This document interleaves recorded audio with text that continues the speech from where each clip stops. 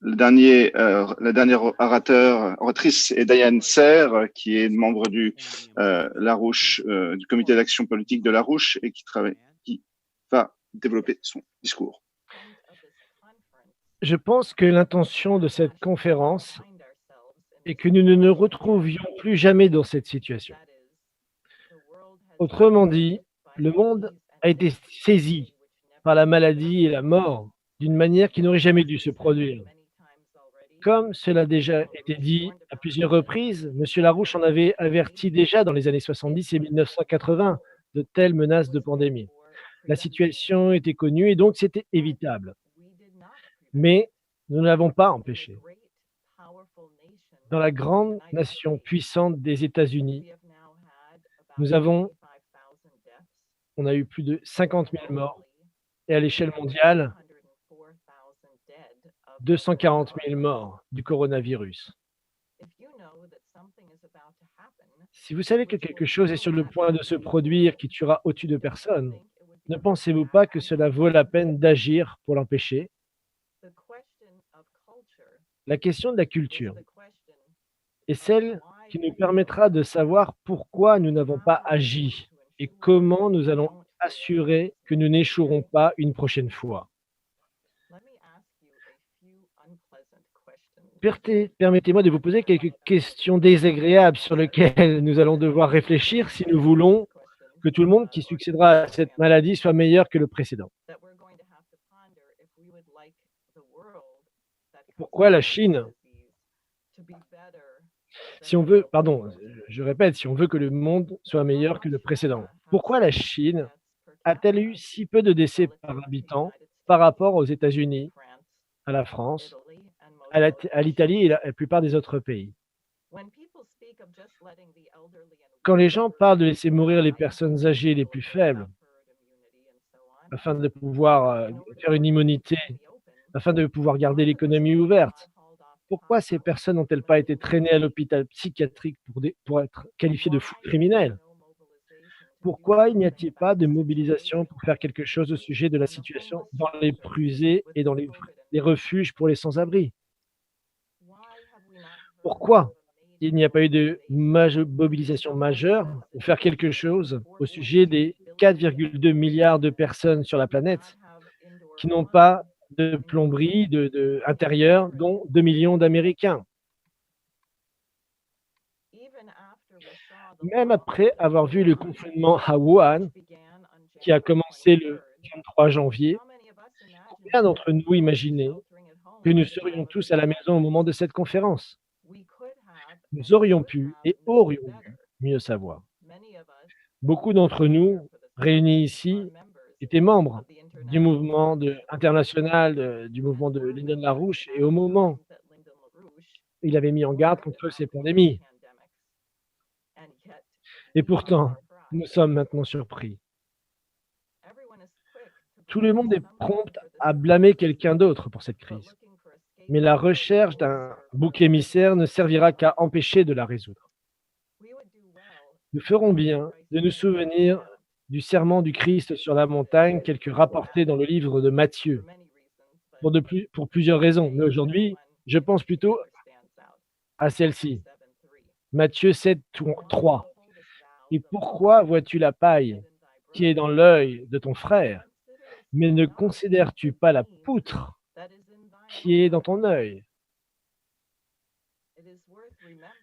Il convient de rappeler que le Christ nous dit également que la norme de Dieu est la perfection. Matthieu 5, soyons donc parfaits, tout comme votre Père qui est dans les cieux est parfait. Il s'agit d'un standard élevé que peu de personnes sont prêtes à s'appliquer à elles-mêmes, même quand elles ne gênent pas pour les appliquer à autrui. Nous allons maintenant entendre Shakespeare sur une question qui est liée à cela. Je voudrais vous présenter Léa de Gruchy, l'une des militantes de notre mouvement de jeunesse international en pleine croissance. Elle vient du New Jersey. Léa de Gruchy. Merci, Diane. Bonjour à tous. Je suis Léa et je voudrais vous remercier de vous joindre à nous aujourd'hui. Gardant à l'esprit toutes ces questions et l'idée de perfection soulevée par Diane. Je voudrais maintenant attirer votre attention sur la question que Shakespeare pose à propos de la miséricorde. Dans la pièce de Shakespeare, Le Marchand de Venise, un marchand chrétien du nom d'Antonio se trouve dans une situation apparemment impossible. Dans un effort pour aider son ami, Bassanio, à obtenir un prêt qu'il ne- qu'il pourrait utiliser pour obtenir la main de sa bien-aimée Portia, Antonio promet de mettre une livre de chair en, ga- en garantie, pouvant littéralement être découpée de son propre corps au cas où il ne pourrait pas rembourser le gros emprunt au prêteur d'argent juif Skylock. Je souligne leur religion différente parce que cela sert de point de tension majeur dans la pièce, de problèmes uniques respectifs qui les fait se sentir justifiés dans leur haine qu'ils portent l'un sur l'autre, pour ainsi dire. On pourrait l'assimiler à la même tension que nous avons aujourd'hui entre démocratie et communisme, ou entre les musulmans et les judéo-chrétiens. Ainsi, Antonio accepte un tel accord dans la confiance que ses propres navires marchands reviendront après avoir réalisé un profit, laissant ainsi la perspective de la collecte de ce cher paiement une occasion réelle, mais peu probable. Cependant, après avoir appris qu'il avait perdu tous ses navires en mer, et avec eux tout espoir de remboursement, Antonio est conduit à la cour à Venise, où Shylock attend avec impatience de récupérer son remboursement. C'est à ce moment que Portia arrive, déguisée en homme et en docteur en droit, pour délivrer un message que l'on pourrait imaginer venir de Shakespeare lui-même. Dans ce cas, Portia assume le rôle d'un chœur grec ancien pour parler universellement à nous tous, non seulement de cette affaire, mais de tous les cas dans lesquels quelqu'un a mal agi et l'autre a l'occasion de faire preuve donc de miséricorde. Par exemple, par conséquent, lorsqu'on lui dit qu'il doit être miséricordieux, Shylock demande à Portia: sur quelle contrainte dois-je?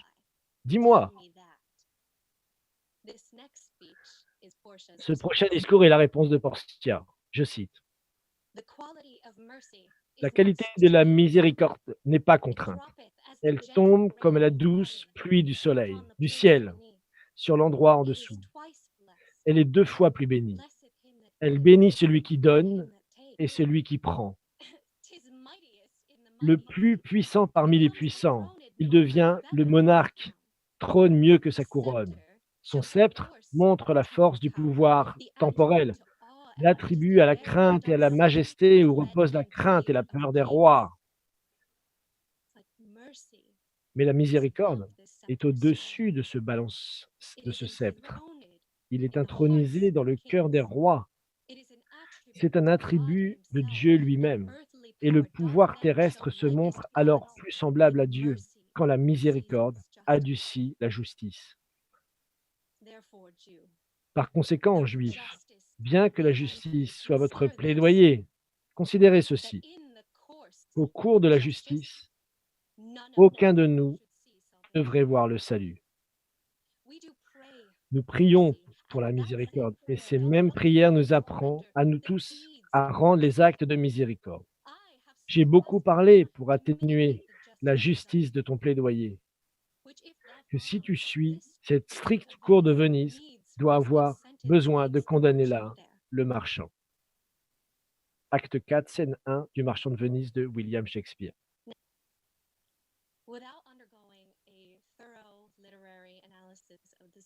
Donc, sans faire une analyse poussée, qu'est-ce qu'on peut en retirer de ça? C'est que cette qualité de miséricorde, personne ne peut vous forcer à être miséricordieux. Il n'y a aucune loi sur la terre qui peut vous forcer à aimer l'humanité. Ça doit être votre choix. Secondement, c'est qu'on agit plus à l'image du Créateur quand justement on s'autorise à être miséricordieux. Et dernièrement, est-ce qu'il y a l'un d'entre nous qui n'est pas dans le besoin justement de cette miséricorde? Sans cette miséricorde, on ne pourrait pas vivre et survivre dans cette société. Je pense que c'est important également de noter, c'est que Portia reconnaît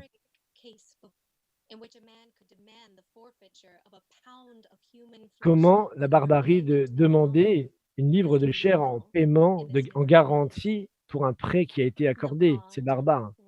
Là, on atteint les limites. Il n'y avait pas de loi qui empêchait de faire ça. Mais en étant barbare dans sa propre nature, il viole la loi naturelle. Ainsi, Shakespeare le montre comme Martin Luther King, dans sa lettre à Birmingham depuis la prison, amène cette question des choses horribles que les barbares pensent ou font.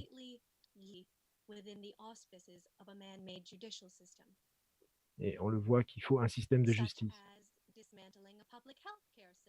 Comme démanteler le système de santé publique, par exemple, voilà. Comme trier les gens les plus vulnérables dans les hôpitaux parce qu'on ne peut pas les soigner. Refuser de ne pas aider les pays à développer leurs infrastructures dans les pays sous-développés, leurs propres infrastructures. Et au lieu de ça, renflouer les banques de Wall Street. Ou alors encore, essayer de déclencher une guerre thermonucléaire contre la Chine. Tout ça, c'est légal, mais c'est répugnant d'un point de vue moral. Donc, est-ce que Shylock a raison d'être en colère? Parce que le chrétien, il a trompé, il a calomnié, ils en ont fait des ennemis. Et dans l'acte 3, la scène 1, Shylock demande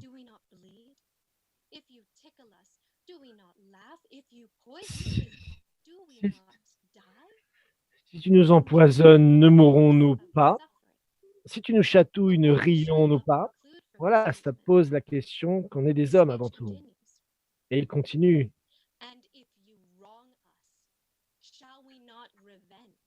Et si tu nous trompes, ne nous vengerons-nous pas? Hein? Si un juif trompe un chrétien, alors c'est la revanche. Si un chrétien trompe un juif, quoi? On devrait être chrétien et ne pas appliquer la revanche. Donc,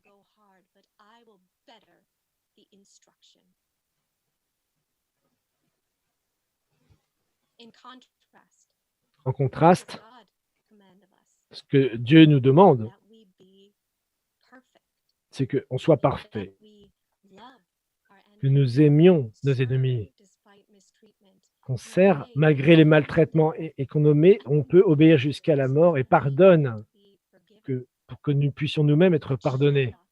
Et Shylock, dans son moment d'humanité, il est si aveuglé par la haine, par le sens de la revanche, qu'il ne devient pas meilleur que les chrétiens qu'il critique. Il n'est pas capable de montrer de la miséricorde. Personne. Et il va perdre beaucoup plus que ce qu'il a cru gagner. Je pense que vous pouvez vous dire, oh, c'est la miséricorde, c'est pour les chrétiens, ça, c'est sûr. Oh, c'est pas pour la politique extérieure des États-Unis, c'est pour la relation entre les individus, ça. C'est vrai ou pas? Qu'est-ce qu'on croit que c'est un gouvernement? On accepte un gouvernement qui va nécessairement faire des choses maléfiques. On va vivre avec, on va considérer que c'est normal. Si nous avons une constitution républicaine, une république constitutionnelle qui a été faite par le peuple, pour le peuple et avec le peuple, c'est pas quelque chose qui a été fait par hasard. C'est important. Si le gouvernement ne fonctionne pas correctement, c'est que nous ne fonctionnons pas correctement et vice-versa.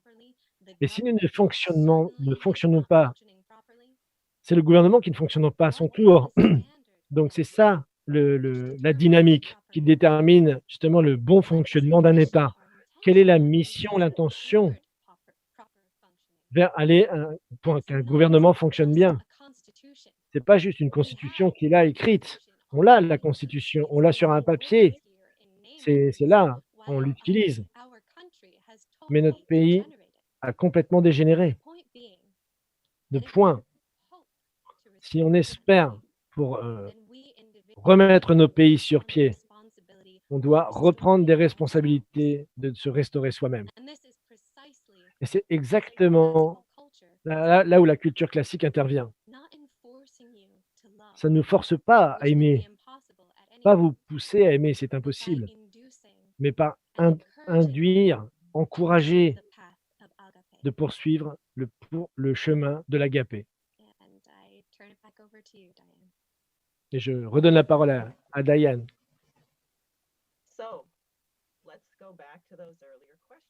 Non, on va revenir à la question qui a été posée précédemment. Qu'est-ce qui nous a empêchés d'agir pour éviter cette tragédie qui a déjà coûté la vie à tant de gens et en prend beaucoup plus au moment même où nous parlons?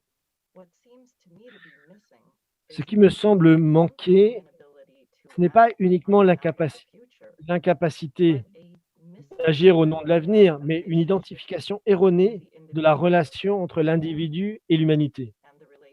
Une drôle d'ironie de l'humanité et de l'univers.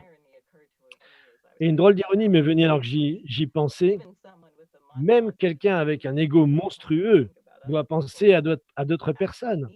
Il a en fait besoin d'autres personnes. Parce que l'ego ne peut pas être nourri qu'en se souciant de ce que les autres personnes pensent de lui. Ce n'est pas le genre de relation que nous devrions aspirer à cultiver avec nos semblables. En fait, la relation,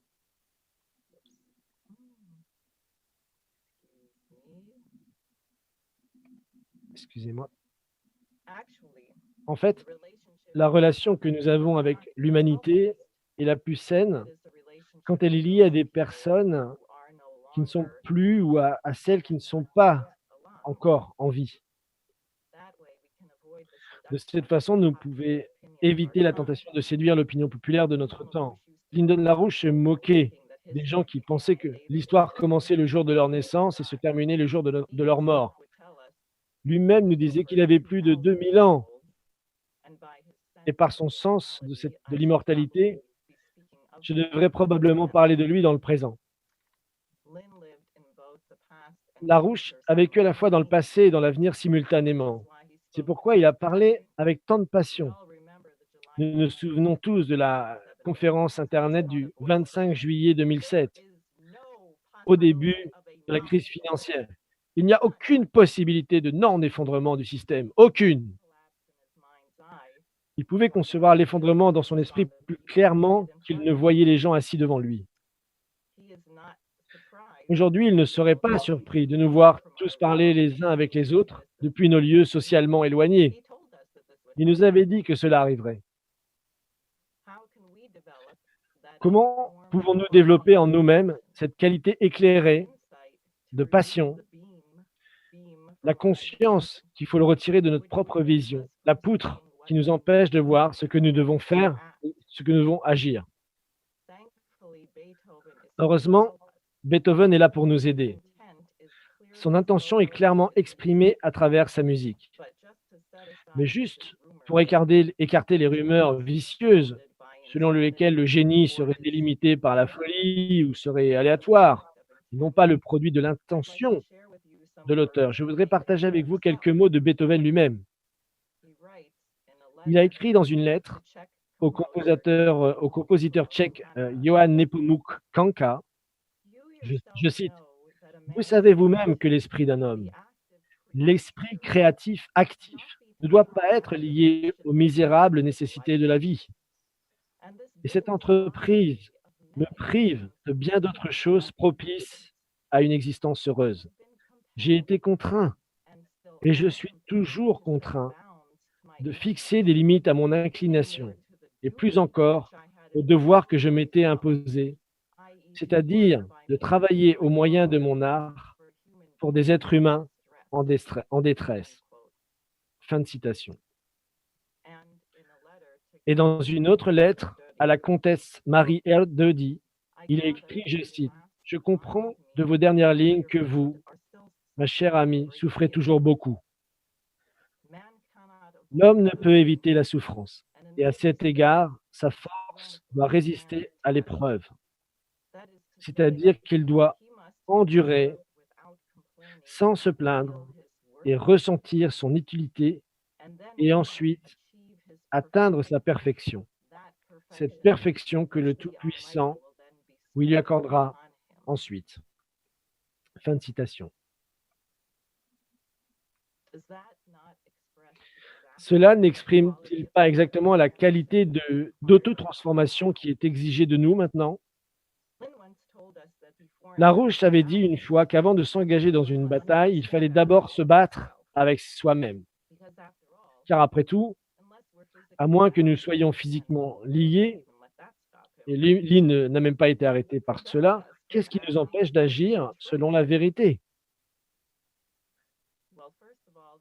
Premièrement, il est évident que nous nous engageons à connaître la vérité, ce qui requiert une certaine humilité, et qu'après avoir eu le courage d'examiner nos propres fautes, nous pouvons trouver le courage de nous opposer aux fautes commises par les autres.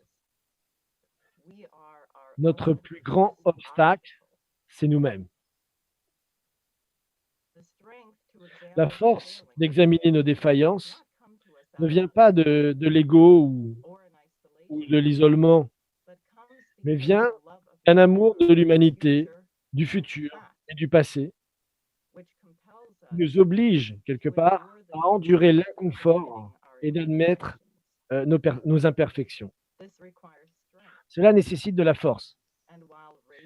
Et bien que la rage, la dureté semblent être des émotions fortes parce qu'elles sont intimidantes, elles cherchent à intimider parce qu'elles sont faibles et alimentées par la peur.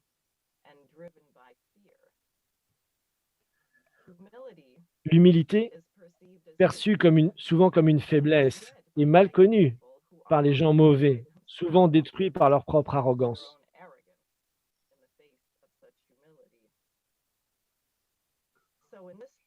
Donc, dans cette période, nous avons tous été contraints à un isolement relatif.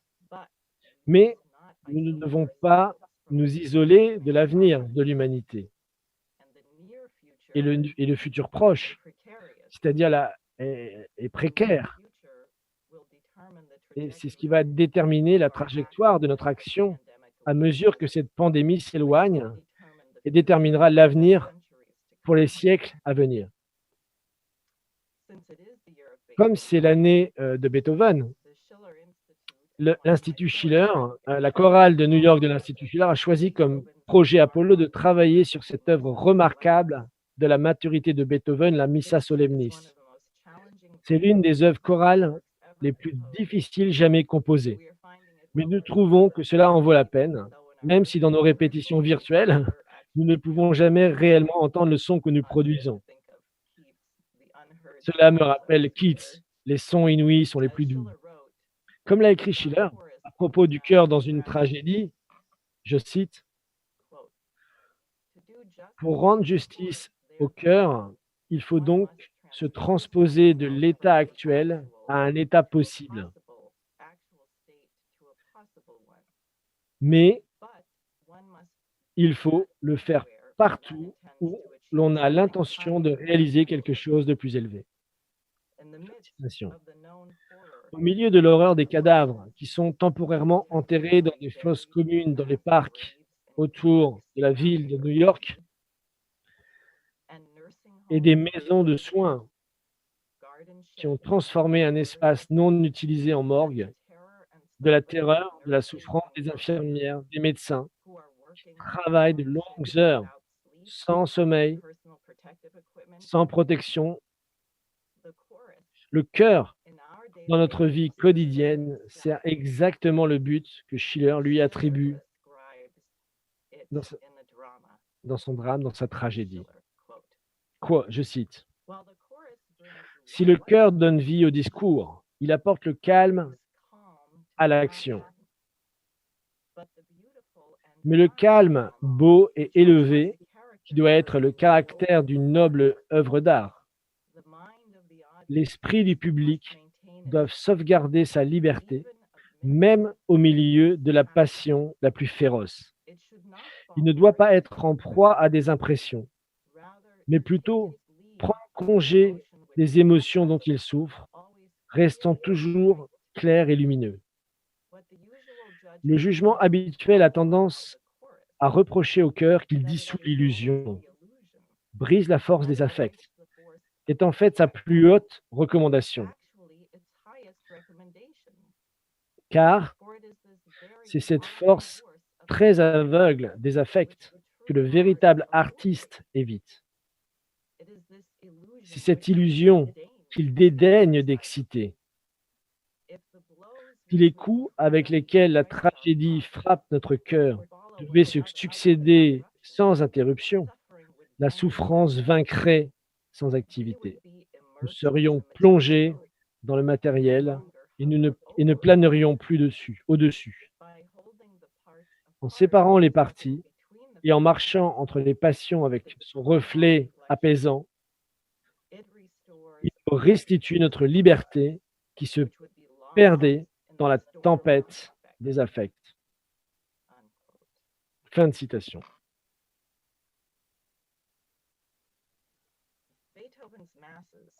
Et les messes de Beethoven, la messe en do ou la Missa Solemnis, utilisent encore plus le principe du chœur de manière étonnante.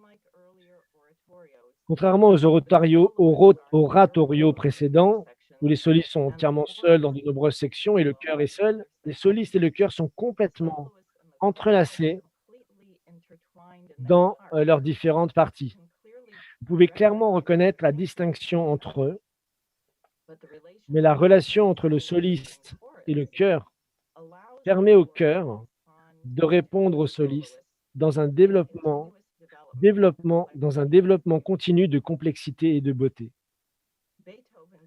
L'intention de Beethoven dans ses messes, comme celle de Bach à travers l'utilisation du chœur, sous la forme de chorale, dans ses passions, la passion de Saint Matthieu et la passion de Saint Jean, est d'élever l'identité des auditeurs à la participation avec Dieu.